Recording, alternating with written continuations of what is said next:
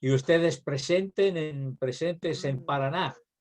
No anda en internet, nosotros tiene activado el micrófono, Jaime. A ver, a ver.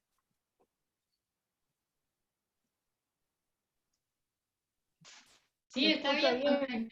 Está bien, está conectado. Sí, hable. No, el micrófono está conectado. Sí, sí. ¿Me escuchan?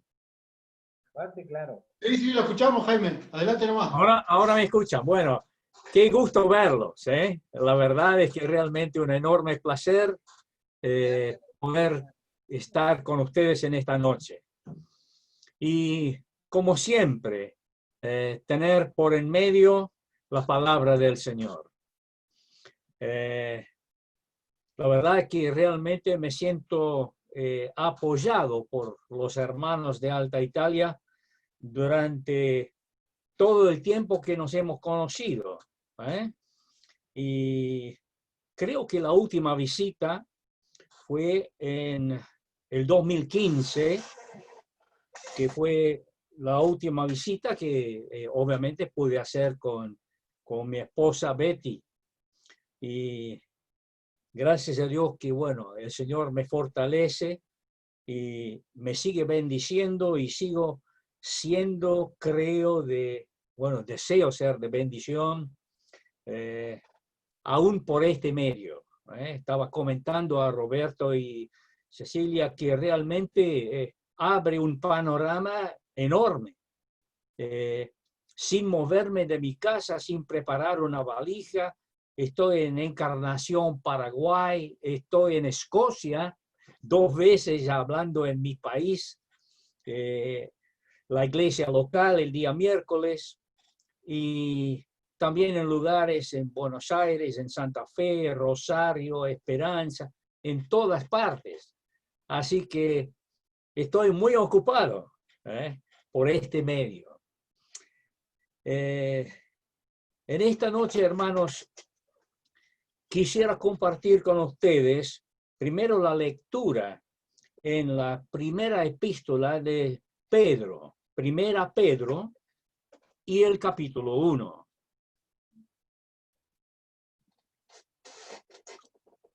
Que dice: Pedro, apóstol de Jesucristo, a los expatriados de la dispersión en el Ponto, Galacia, Capadocia, Asia y Bitinia, elegidos según la presciencia de Dios, Padre, en santificación del Espíritu, para obedecer y ser rociados con la sangre de Jesucristo. Gracia y paz os sean multiplicados. Bendito el Dios y Padre de nuestro Señor Jesucristo, que según su grande misericordia nos hizo renacer para una esperanza viva por la resurrección de Jesucristo de los muertos, para una herencia incorruptible, incontaminada e inmarcesible, reservada en los cielos para vosotros, que sois guardados por el poder de Dios mediante la fe, para alcanzar la salvación que está preparada para ser manifestada en el tiempo postrero, en lo cual vosotros os alegráis, aunque ahora, por un poco de tiempo, si es necesario, tengáis que ser afligidos en diversas pruebas, para que sometida a prueba vuestra fe, mucho más preciosa que el oro, el cual, aunque perecedero, se prueba con fuego, sea hallada en alabanza, gloria y honra cuando sea manifestado Jesucristo, a quien amáis sin haberle visto, en quien creyendo, aunque ahora no lo veáis, os alegráis con gozo inefable y glorioso, obteniendo el fin de vuestra fe, que es la salvación de vuestras almas. Los profetas que profetizaron de la gracia destinada a vosotros, inquirieron y diligentemente indagaron acerca de esta salvación, escudriñando qué persona y qué tiempo indicaba el Espíritu de Cristo que estaba en ellos, el cual anunciaba de antemano los sufrimientos de Cristo y las glorias que vendrían tras ellos. A estos se les reveló que no para sí mismos, sino para nosotros, administraban las cosas que ahora os son anunciadas por los que os han predicado el Evangelio por el Espíritu Santo enviado del cielo, cosas en las cuales anhelaban mirar los ángeles. Como en cualquier consideración de la palabra de Dios, es sumamente importante ubicarnos en el trasfondo de lo dicho. El trasfondo lo tenemos en los versículos, el versículo 1 principalmente, donde se habla de ese momento en que se produce una gran dispersión después de los hermosos días de Hechos capítulo 2 y 3 y 4 y 5, y luego tenemos el martirio de Esteban, en que dice la palabra, en aquel día hubo gran persecución contra la iglesia en Jerusalén, y todos fueron esparcidos por las tierras de Judea y Samaria, salvo los apóstoles. Que vale decir que estaban todos muy contentos, estaban cómodos al estar tantos hermanos compartiendo comunión en la ciudad de Jerusalén.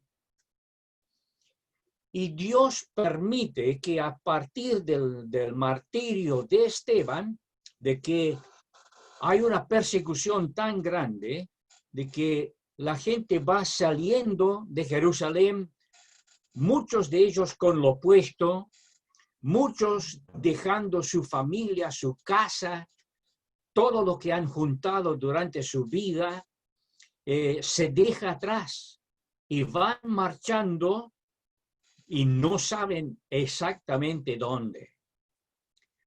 Pero por medio de esa persecución, Dios estaba obrando poderosamente, porque hay un principio bíblico que Dios no solamente siembra semilla en los corazones de los hombres. Esas personas que reciben la semilla y da frutos 100%, Dios siembra personas. La Argentina es un caso particular de esto.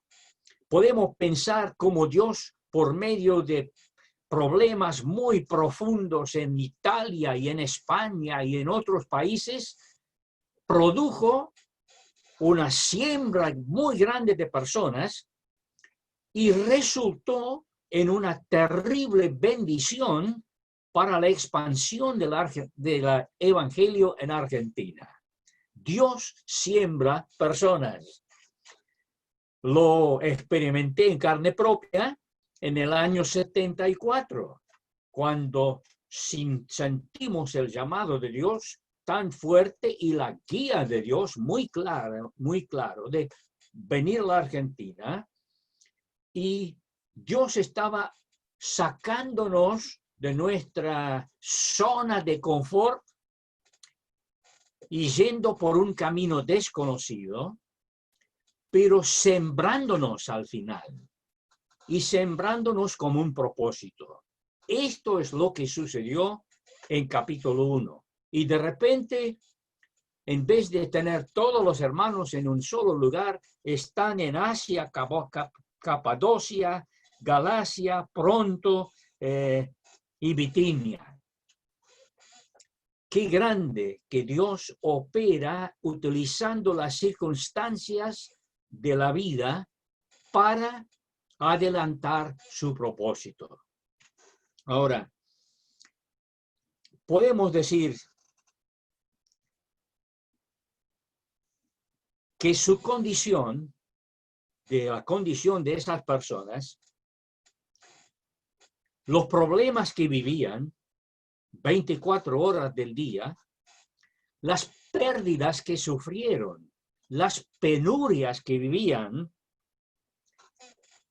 cuando consideramos todo eso, cuando vemos las personas desfilando, saliendo de Venezuela, por ejemplo, o de Irán, o actualmente de Siria, la mitad de la población saliendo de Siria, pero entre ellos hay creyentes. Y el Señor va a utilizar a esos creyentes, donde están sembrados. Entonces, cuando vemos la condición de ellos, realmente parece muy poco el tema de la inflación, el tema del dólar fluctuante, son insignificantes en comparación con las pruebas que ellos vivían. El apóstol les tenía que recordar, como nos tiene que recordar a nosotros también, de que no estamos en casa, pero vamos a casa. Somos peregrinos, que vale decir, no estamos en casa. No pertenecemos a este mundo, pero sí vamos a casa. Y ahora el apóstol habla a estos elegidos, dice que son elegidos, pero en realidad, cuando pensamos en este gran tema, recordemos de que Dios no elige personas para perdición. Jamás. Las personas, en un sentido, son vasos preparados para perdición, dice Romanos. Pero, ¿quién les prepara? Cuando vemos al Señor Jesús con lágrimas bañando sus mejillas sobre Jerusalén y diciendo cuántas veces quería juntarles como la gallina junta sus polluelos y no quisiste. ¿Quién tomó la decisión? La tomaron ellos. Estaba abierta la invitación. Entonces, ellos mismos tomaron la decisión de rechazar al Salvador y de ser vasos para perdición. Dios no prepara gente para perdición. Busca su salvación. Como dice 1 Timoteo, Dios quiere. Y es realmente con intensidad. Dios quiere que todos los hombres sean salvos y que vengan al conocimiento de la verdad. Pero somos, en un sentido, sí, elegidos. Pero a veces pensamos que esto crea en nosotros un cierto egoísmo o privilegios que los perdidos no van a tener. Pero es mucho más que esto. Dios eligió a Abraham, le llamó. Abraham obedeció. Claro, esto es sumamente importante. Los que obedecen el evangelio se encuentran entre, de repente, los elegidos. Dios eligió a Abraham. Pero ¿cuál fue el propósito? ¿De que vivía una vida privilegiada? No, dice, en ti serán benditas todas las familias de la tierra. ¿Cuál es el principio? Elección, expansión. Cuando el Señor eligió a los discípulos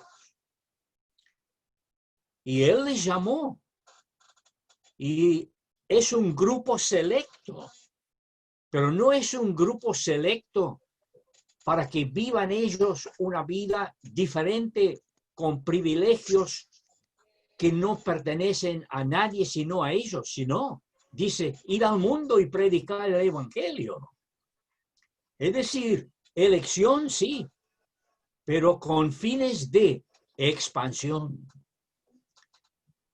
El Señor eligió el apóstol Pablo, pero eligió con un propósito. Y serás instrumento mío para llegar a los no judíos. Así que realmente hay un principio, elección, expansión. Lo dejamos ahí para pensar ahora en cómo el apóstol Pedro, entendiendo el dolor, las pérdidas, las penurias, las angustias, separadas de familia, para nunca más verlos en algunos casos.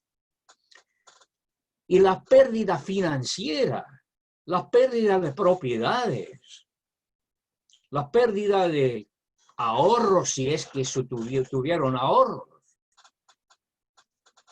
Pero Él les quiere alzar la vista y quiere dar un ministerio que va a contrarrestar esta situación que están viviendo. Por eso, de repente, toma como primer tema de inicio el tema de la herencia. Qué notable esto, ¿verdad? No habla de la iglesia, que es muy importante.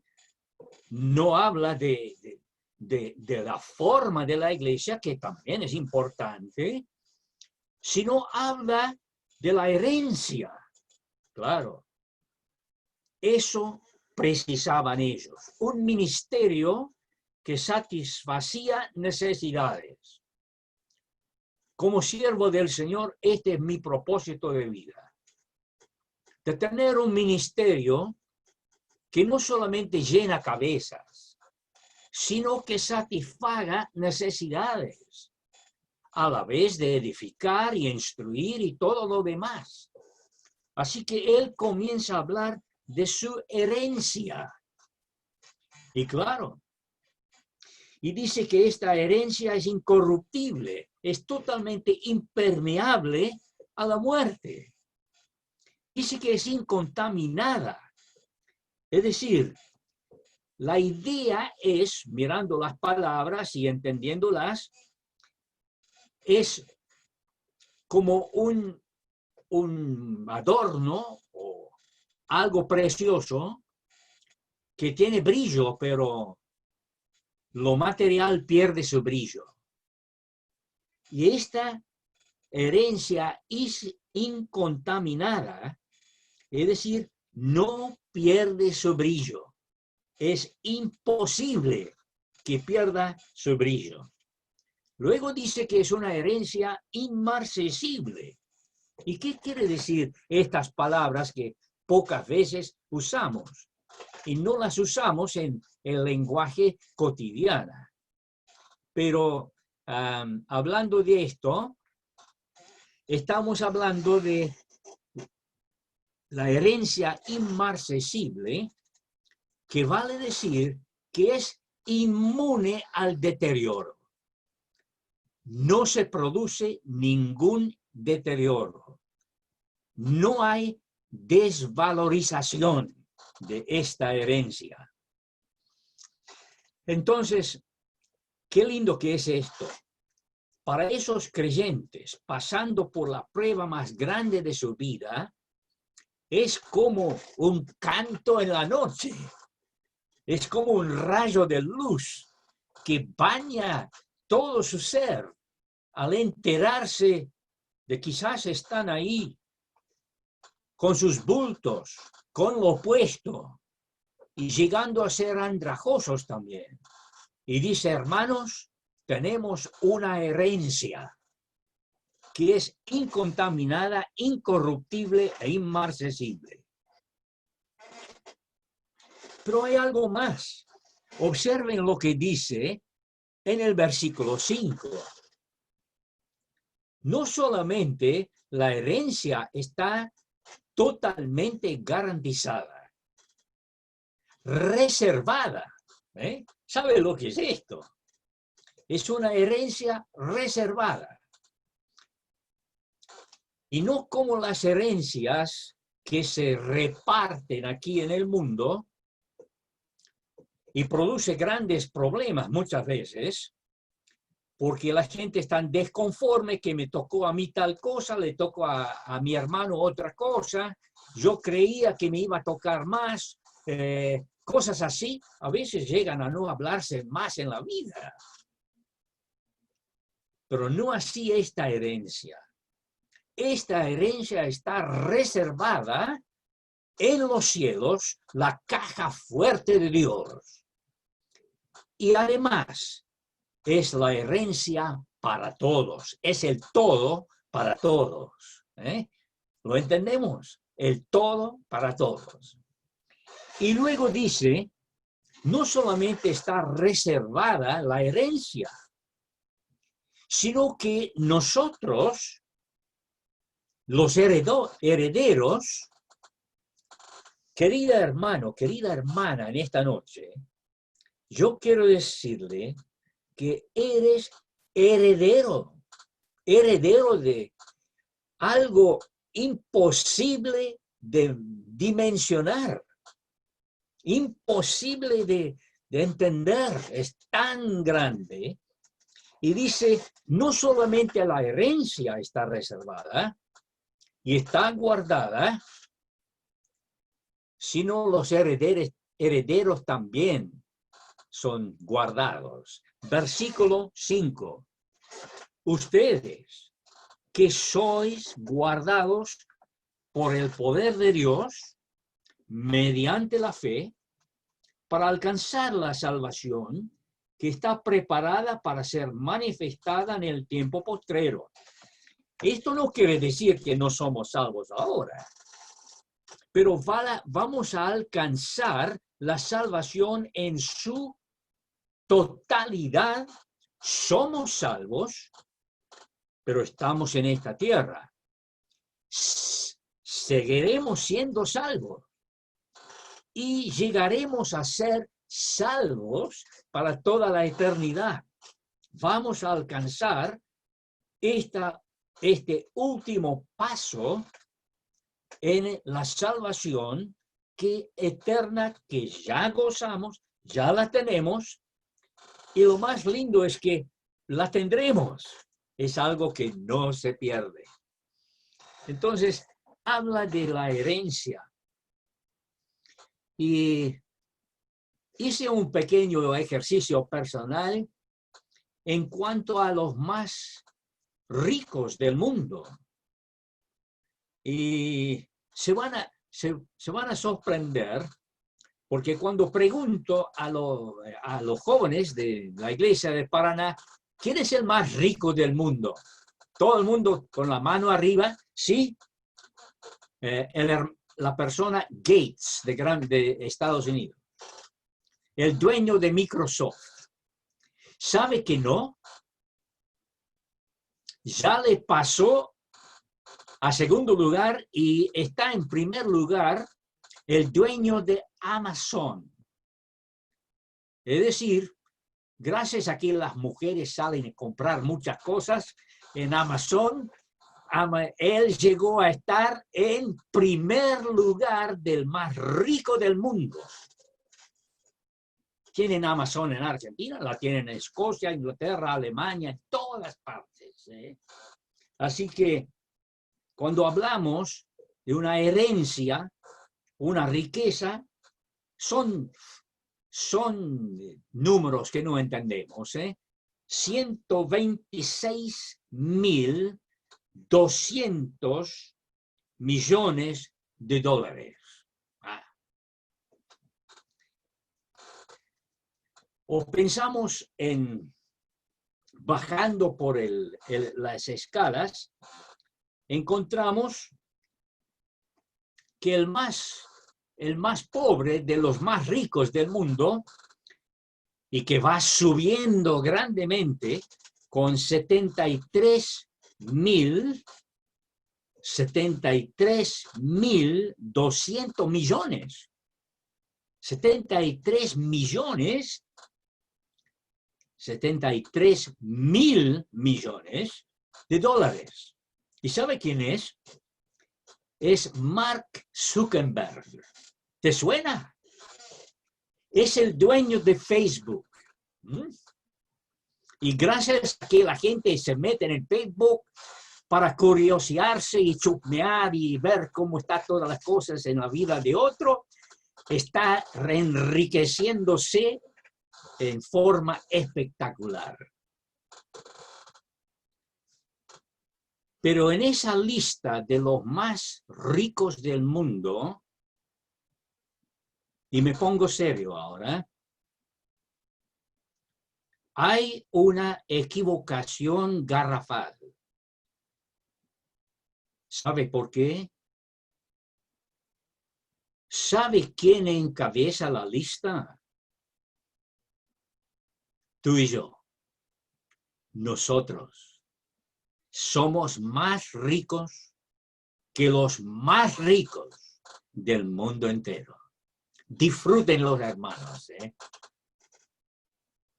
Ahora, no solamente está reservada la herencia, sino los herederos son guardados. Y un hermano alemán, escritor, dice, nunca hay un cambio de guardia. Somos guardados, pero no hay cambio de guardia. El poder de Dios es un constante, pero hay una responsabilidad de parte de los peregrinos de ejercer la fe para poder apropiar, para poder disfrutar, para poder comenzar a disfrutar de esa herencia que tenemos y tendremos. Pero luego dice el apóstol Pedro, ustedes se dan cuenta de que no es todo camino de rosas. Se forman grandes nubarrones alrededor nuestro. Y dice, en lo cual vosotros os alegráis, aunque por un poco de tiempo. Está dimensionando las cosas a la luz de la eternidad. Por eso dice, por un poco de tiempo. Las pruebas, y son necesarias, y son temporáneas. Ninguna prueba va a ser eterna. Las pruebas tienen una cierta profundidad, pero también tienen un cierto límite de tiempo. Si trazamos una línea de profundidad horizontalmente,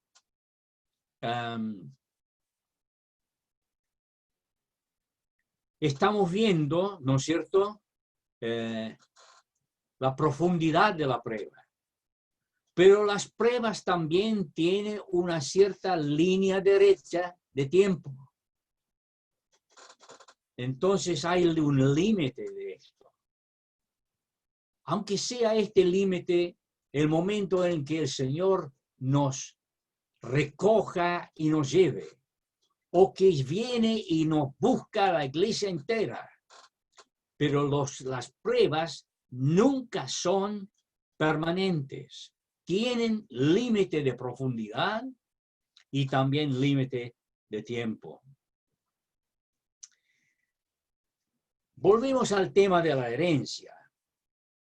Dice Romanos 8, el Espíritu da testimonio con nuestro espíritu de que somos hijos de Dios. Y si hijos, conocen ustedes el texto, también herederos de Dios y coherederos de Cristo. Hermanos, nos tienen que asombrar los títulos que tenemos en Cristo Jesús. Herederos de Dios y coherederos con Cristo. En ninguna facultad se hizo una fiesta de recepción para presentar los coherederos de Dios. Pero tú tienes el título. Y coherederos con Cristo. Si es que padecemos juntamente con Él, la naturaleza de sufrimiento en este caso es por el testimonio, para que juntamente con Él seamos glorificados.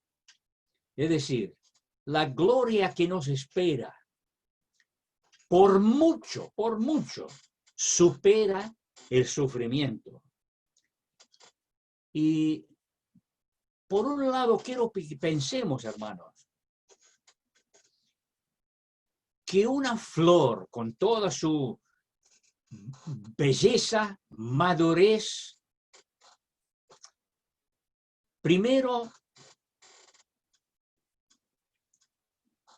esa flor sale de la tierra, pero hay un sentido en que la gloria brota y crece del sufrimiento.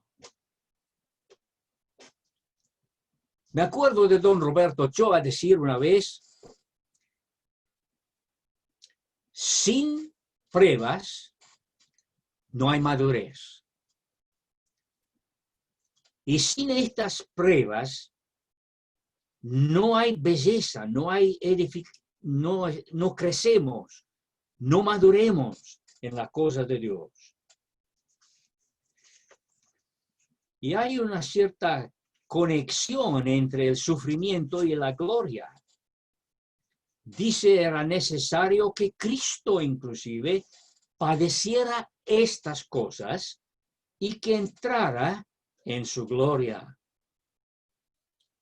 Entonces, la gloria que heredemos nosotros y la gloria que vamos a heredar junto con Él es la gloria de Él por derecho. Y luego sigue diciendo, estas son las cosas que tenemos, hermanos. Una herencia, somos guardados nosotros, tenemos una salvación tan grande, y dice, esa salvación gozamos, ya gozamos. Y es notable cómo hace referencia al Antiguo Testamento y a los autores y escritores más que autores, el autor es el Espíritu Santo, pero ellos escribieron, no para ellos mismos, dice, sino, en el versículo 12, a estos se les reveló que no para sí mismos, sino para nosotros. Administraban las cosas que ahora son anunciadas por los que os han predicado el Evangelio por el Espíritu Santo enviado del cielo. Miren cómo termina esta parte.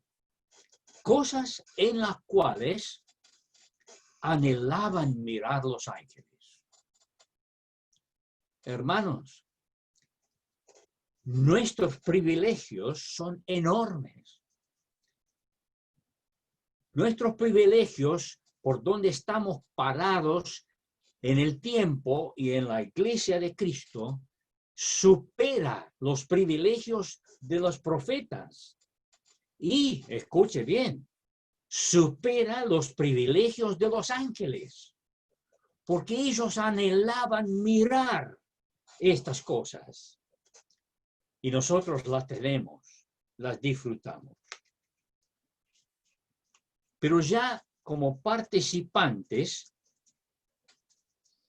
de esta herencia, de esta magnífica salvación eterna, ambas cosas reservadas, inmarcesibles, imposibles de perder su brillo, imposibles de perderse, les recuerda de los grandes beneficios y promesas y privilegios que tiene.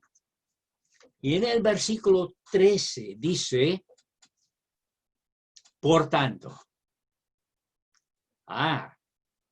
los privilegios siempre van acompañados con responsabilidades. Pero de esto no voy a hablar esta noche. Vamos a comenzar ahí mañana a la tarde con la segunda parte de 1 Pedro 1. Pueden leer la segunda parte si gusten.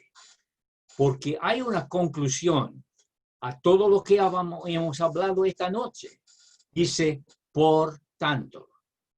Y de esto vamos a hablar Dios mediante en el día de mañana. Que el Señor les bendiga y su palabra a vosotros. Amén.